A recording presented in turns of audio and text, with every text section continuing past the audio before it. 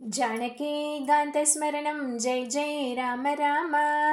राजा रामचंद्रमूर्ति के जय.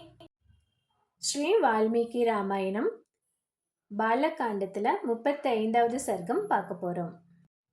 பஞ்சத்ரிம்ஷ சர்கः. ஸ்லோகம் 1.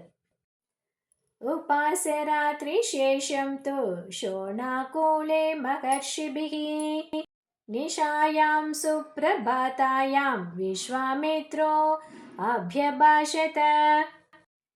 மீதமிருந்த இரவு பொழுதை சோனை நதிக்கரையில் மற்ற முனிவர்களுடன் கழித்துவிட்டு வைகரையில் பொழுது விடிந்ததும் விஸ்வாமித்ரர் ராமனை பார்த்து கூறினார். ஸ்லோகம் 2. சுப்ரபாதா நிஷா ராம பூர்வா சந்தியா பிரவர்த்ததே उत्तिष्ठोत्तिष्ठ भद्रं ते கமனாயாபிரோச்சய. ராமா, இரவு முடிந்து விடியற்காலை வந்துவிட்டது. கிழக்கில் அருணோதயம் ஆகிவிட்டது. எழுந்திராய் தெய்வமே, எழுந்திராய். உனக்கு மங்களம் உண்டாகட்டும். பயணத்தை தொடர்வதற்காக ஆயத்தமாகு. ஸ்லோகம் 3. தஸ்ருத்வா வசனம் தஸ்ய கிருத்வா பௌர்வாகினி கிம் கிரியாம் கமனம் ரோச்சயமாச வாக்கியம் சேதம் உவாச்சக. அவருடைய சொற்களை கேட்டதும் காலை பொழுதிற்குரிய ஜபம் நீர்க்கடன்களை செலுத்தி மேற்கொண்டு செல்வதற்கு எண்ணம் கொண்டு பின்வருமாறு கூறினார். ஸ்லோகம் 4. அயம் ஷோண சுப ஜலோகாதா புலினமண்டிதக கதரேண பதா பிரஹ்மன் சுந்தரிஷ்யாமகே வயம். இந்த ஷோனை நதி தெள்ளிய நீருடன் இருக்கிறது. ஆழமும் இல்லை. ஆங்காங்கே மணற்திட்டுகளும் காணப்படுகின்றன. பிரம்மனே, நாம் எந்த வழியாக இதை கடந்து செல்ல வேண்டும்? ஸ்லோகம் 5. ஏவ முக்தஸ்து ராமேன விஸ்வாமித்ரோ அப்ரவிதிதம் ஏஷ பந்தா மயோத்திஷ்டோ ஏன யாந்தி மகர்ஷயக. ராமன் இவ்வாறு கேட்டவுடன் மகரிஷிகள் எந்த வழியாக போய்க் கொண்டிருக்கிறார்களோ அதுதான் என்னால் காட்டப்பட்டது என்று விஸ்வாமித்திரர் சொன்னார். ஸ்லோகம் 6. தே கத்வா தூரமத்வானம் கதேர்த திவசே ததா ஜாக்வனிம் சரிதாம் ஸ்ரேஷ்டாம் தத்ருஷூர்முனி சேவிதாம். அவர்கள் வெகு தூரம் நடந்து நண்பகல் வேளையில் நதிகளில் மிக சிறந்ததும் முனிவர்கள் பலர் வாழ்ந்து கொண்டிருப்பதுமான கங்கை கரையை அடைந்தார்கள். ஸ்லோகம் 7. தாம் திருஷ்ட்வா புண்ணிய சலீலாம் ஹம்சசாரசே சேவிதாம் பபுவுர் முன்ய சர்வே முதிதா சக ராகவாகா. புனிதமான நீரை உடையதும் அன்னம் நீர்க்காக்கைகள் ஓயாமல் வந்து போய்க் கொண்டிருப்பதுமான அந்த நதியை கண்டதும் ராம லட்சுமணர்களும் முனிவர்களும் பெருமகிழ்ச்சி அடைந்தார்கள். ஸ்லோகம் 8, 9. தஸ்யாஸ்தீரே ததா சர்வே சக்ரூர்வாச பரிக்ரகம் ததஸ்நாத்வாய தான்யாயம் சந்தர்ப்ய பித்ரு தேவதாக ஹூத்வா சைவாக்னிஹோத்ராணி பிராஷ்ய சாணுத்தமம் ஹவிஹ விவிஷுஜாக்னவி தீரே சூச்சோ முதித மானசாக. கங்கையின் கரையில் எல்லோரும் தங்குவதற்கு ஏற்பாடு செய்து கொண்டார்கள். பிறகு நீராடிவிட்டு முறைப்படி பிதிரர்களுக்கு நீர்க்கடன் செலுத்தி அக்னிஹோத்திரம் முதலிய அக்னி காரியங்களை செய்து ஒப்பற்றதான ஹவின் உணவை புசித்து தூயதான கங்கை கரையில் உள்ள களிப்புடன் அமர்ந்திருந்தார்கள். ஸ்லோகம் 10. விஸ்வாமித்ரம் மகாத்மானம் பரிவாரிய சமந்ததக சம்பிரகிருஷ்டமானா ராமோ விஸ்வாமித்ரம் அதப்ரவீத். மகானுபாவரான விஸ்வாமித்திரரை சுற்றி அனைவரும் அமர்ந்திருக்கும் போது ராமன் அவரை கேட்டார். ஸ்லோகம் 11. பகவன் ஸ்ரோதுமிச்சாமி கங்காம் த்ரிபதகாம் நதீம் த்ரைலோக்யம் கதமாக்ரம்ய கதானத நதீபதிம். பெரியோரே, கங்கை திரிபதகா என்று கூறப்படுகிறாள். 3 உலகங்களிலும் விளங்கும் அந்த பேராறு எவ்வாறு ஆறுகளின் நாயகனான கடலுடன் சங்கமிக்கிறது? இதை தெரிந்து கொள்ள விரும்புகிறேன். ஸ்லோகம் 12.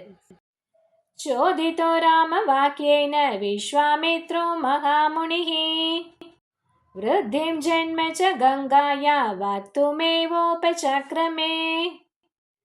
ராமனுடைய கேள்வியினால் உற்சாகமூட்டப்பட்ட மாமுனிவர் கங்கையின் பிறப்பு வளர்ப்பு பற்றி பேச ஆரம்பித்தார். ஸ்லோகம் 13. शैलेन्द्रो हिमवान् नाम धातु नाम करो महान् तस्य कन्याद्वयं जातं रूपेण प्रतिमं भुवि. பல வகை தாதுக்களுக்கு இருப்பிடமானதும் மலைகளின் அரசனுமான மாமலை இமவானுக்கு இவ்வுலகிலேயே ஒப்புயர்வில்லாத அழகு பொருந்திய 2 புதல்விகள் பிறந்தார்கள். ஸ்லோகம் 14. யாமே ருதுகித ராம தயோர்மாத சுமத்யமா மேனா மனோரமா தேவி பத்னி ஹிமவத பிரியா. ராமா, மேருமலையின் மகள் மனங்கவரும் வனப்புடையவள், இடைநல்லாள், மேனா என்ற பெயர். இவள் இமவானுக்கு பிரியமான பத்தினி, அவ்விரு புதல்விகளுக்கும் அன்னை. ஸ்லோகம் 15. தஸ்யாம் கங்கேயம பவஜ் ஜேஷ்டோ ஹிமவத சுதா உமா நாம த்விதீயா பூத் கன்யா தஸ்யைவ ராகவ. மேனாவின் வயிற்றில் தோன்றிய இருவரில் கங்கை என்பவள் மூத்தவள், உமா என்பவள் இளைய பெண். ஸ்லோகம் 16. அத ஜேஷ்டம் சுரா சார்வே தேவகார்ய சிகீர்ஷயா ஷைலேந்திரம் வரயாமாசு கங்காம் திரிபதகாம் நதீம். மலையரசன் இமவானிடம் அவனது மூத்த மகளான கங்கையை தர வேண்டும் என்று தேவர்கள் அவர்களுடைய காரிய சித்திற்காக வேண்டினார்கள். அவளே பின்னர் 3 உலகங்களிலும் விளங்கப் போகும் திரிபதகா எனப்பட்டாள். ஸ்லோகம் 17. ததோ தர்மேன ஹிமவாம்ஷ தனயாம் லோக பாவனேம் ஸ்வச்சந்த பதகாம் கங்காம் திரைலோக்கிய ஹித காம்யயா. உடனே 3 உலகங்களுக்கும் நன்மை செய்யும் விருப்பத்துடன் மக்களை தூய்மைப்படுத்துபவளும் தன் போக்கில் செல்பவளுமான கங்கா தேவியை சாஸ்திர விதிகளின்படி அவர்களுக்கு கொடுத்தார் மலையரசர். ஸ்லோகம் 18. பிரதிக்ருஹ்ய ததோ தேவாஸ் திரிலோகஹிதகாரிணஹ கங்காமாதாய தேகச்சன் கிருதோர்த்தேனாந்தராத்மனா.